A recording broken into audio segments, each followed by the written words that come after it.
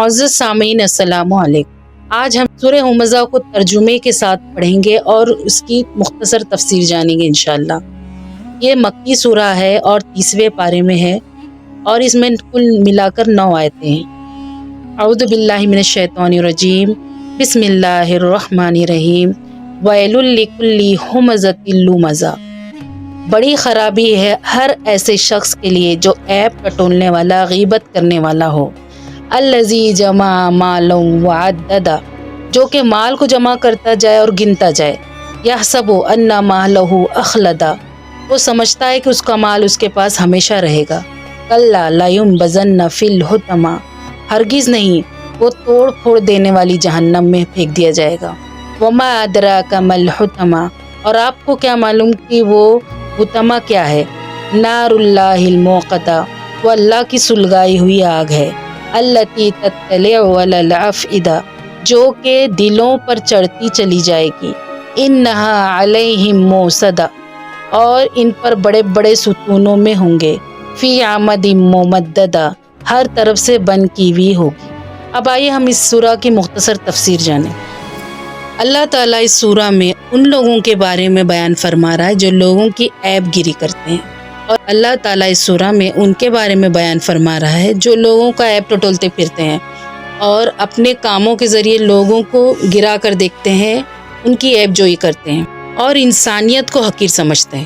اس سورہ کی بالکل شروع کا الفاظ ہے کہ ایسوں کے لیے ویل ہے۔ ویل جہنم کی ایک گھاٹی کا نام ہے۔ حضور صلی اللہ علیہ وسلم نے ویل کی تشریح اس طرح کی ہے کہ ویل کے بارے میں آپ صلی اللہ علیہ وسلم نے فرمایا، ویل دوزخ کی ایک وادی کا نام ہے، وہ اتنی گہری ہے کہ اس کی تہہ تک پہنچنے سے پہلے کافر 40 سال تک نیچے گرتے رہے گا۔ اس سورے میں ہمز کا لفظ آیا ہے جس کے معنی یہ ہے کہ سامنے، یعنی منہ کے سامنے لوگوں کو برا بھلا کہنا، اور پھر لمز آیا ہے، اور لمز کے معنی ہے کہ پیٹھ کے پیچھے کسی کی برائی کرنا، یعنی دونوں ہی کے لیے ویل جہنم کی گھاٹی ہے، چاہے کوئی کسی کو سامنے سے برا بھلا کہے یا پیٹھ کے پیچھے سے اس کی برائی بیان کرے۔ غیبت کے بارے میں تو ہم نے اپنی پچھلی ویڈیو میں تفصیل سے جانا کہ غیبت کہتے کسے ہیں۔ آئیے مختصر جان لیتے ہیں۔ غیبت کرنے والا اپنے مرے ہوئے بھائی کا گوشت کھاتا ہے۔ جیسا کہ سمجھ لیجئے کہ کوئی مرا ہوا انسان ہے، وہ اپنے بارے میں کوئی صفائی پیش نہیں کر سکتا اگر اس کی برائی کی جائے۔ اسی طرح جو ہمارے سامنے نہیں ہے اس کے بارے میں ہم بولے چلے جا رہے ہیں تو وہ بھی اپنی عزت ان لوگوں سے نہیں بچا سکتا جو اس کے پیٹھ کے پیچھے برائی کر رہے ہیں، اس کے غائبانہ۔ اور جو لوگ زبان سے برا بھلا کہے یا آنکھوں کے اشارے سے کسی کی برائی کرے، اسے چڑھائے، یہ بھی اسی حکم میں شامل ہے۔ یعنی ہم کسی بھی طرح سے اپنے بھائی کو تکلیف پہنچائے تو یہ تمام باتیں اسی حکم میں آتی ہے اور اس کے لیے ویل گھاٹی ہے۔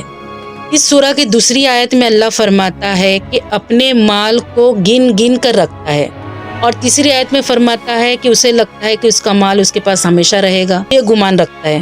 کتنی بڑی سچائی ہے کہ مال کو جمع کرنا اور نہ اپنے اوپر خرچ کرنا اور نہ اللہ کی راہ میں خرچ کرنا، اور اسے یہ گمان ہو جاتا ہے کہ یہ مال ختم ہونے والا نہیں ہے، یہ مال اس کے پاس ہمیشہ رہے گا۔ تو جان لیجئے کہ جب موت کا وقت قریب آتا ہے تو نہ مال کام آتا ہے اور نہ اولاد، صرف اعمال کام آتے ہیں، اور اللہ کی راہ میں خرچ کیا ہوا مال اس کی نجات کا ذریعہ بنتا ہے۔ اور جو ایسا نہ کرے گا، صرف مال کی محبت میں ہی مر جائے، تو اس کے لیے حطمہ ہے، یعنی جہنم میں عذاب کی ایک قسم ہے جو ایسے لوگوں کے لیے تیار کی گئی ہے۔ اور حطمہ کی تشریح اللہ خود اس سورہ مبارکہ میں فرما رہا ہے، وہ سلگائی ہوئی آگ ہے۔ اللہ تعالیٰ اس سورہ مبارکہ میں آیت نمبر 4 سے لے کے آیت نمبر 9 تک حطمہ کی تشریح فرما رہا ہے کہ حطمہ وہ آگ ہے جو سلگائی ہوئی ہے، جو لوگوں کی دلوں کی طرف بڑھتی چلی جاتی ہے۔ اس میں بڑے بڑے ستونوں میں وہ ہوں گے، یعنی جکڑے ہوئے ہوں گے، اور اس آگ کو ہر طرف سے بند کر دیا جائے گا، یعنی بھٹی سمجھ لو۔ اللہم اجرنا من النار، کہ اللہ ہم کو آگ کے عذاب سے بچا لینا۔ اللہ فرماتا ہے، اے نبی آپ کو نہیں معلوم، یہ اللہ کی سلگائی ہوئی آگ ہے جو دلوں پر چڑھ جاتی ہے اور جلا کر بھوسا بھوسا بنا دیتی ہے۔ موت برحق ہے، پھر بھی انسان دن بھر مال کمانے میں بھاگ دوڑ کرتا ہے، حلال سے آئے یا حرام سے آئے، جیسے بھی مل جائے وہ مال کو جمع کرتا ہے۔ اس کے بعد رات بھر وہ آرام سے سوتا ہے، اللہ کو یاد نہیں کرتا، اللہ کا فرمان نہیں بجا لاتا، لالچ میں گرفتار ہو کر اللہ کی راہ میں کچھ بھی اپنے مال میں سے نہیں دیتا، اور سارا کے سارا مال چھوڑ کر مر جاتا ہے۔ تو ایسوں کے لیے جہنم کا وہ حصہ ہے جس میں بڑے بڑے ستون ہیں، جس میں وہ جکڑ دیے جائیں گے۔ جیسے کہ دنیا میں انہیں مال کی محبت نے جکڑ رکھا ہے، آخرت میں بھی وہ ستونوں میں جکڑے جائیں گے، اور سلگتی ہوئی آگ ہوگی، چاروں طرف سے اس کو بند کر دیا جائے گا اور وہ اس میں اندر ہی رہیں گے جیسا کہ بھٹی ہو۔ وہ آگ ان کے حلق تک پہنچے گی اور لوٹے گی، پھر حلق تک پہنچے گی، اسی طرح کا معاملہ ان کے ساتھ ہوتا رہے گا۔ ویسے بھی حطم کے معنی ہے چورا چورا کر دینے والا، یعنی وہ آگ انہیں چورا چورا بھوسا بھوسا بنا دے گی۔ جو بھی اس طرح کا معاملہ کرے گا ان جہنمیوں کی گردنوں میں زنجیریں ہوں گی، یہ لمبے لمبے ستونوں میں جکڑے ہوئے ہوں گے اور اوپر سے دروازے بند کر دیے جائیں گے۔ ان آگ کے ستونوں میں انہیں بدترین عذاب دیے جائیں گے۔ اللہ ہمیں اس معاملات سے بچائے اور اپنی ناراضگی سے ہمیں دور رکھے اور ہمارے اوپر آسانی فرمائے۔ وآخر دعوانا ان الحمد للہ رب العالمین۔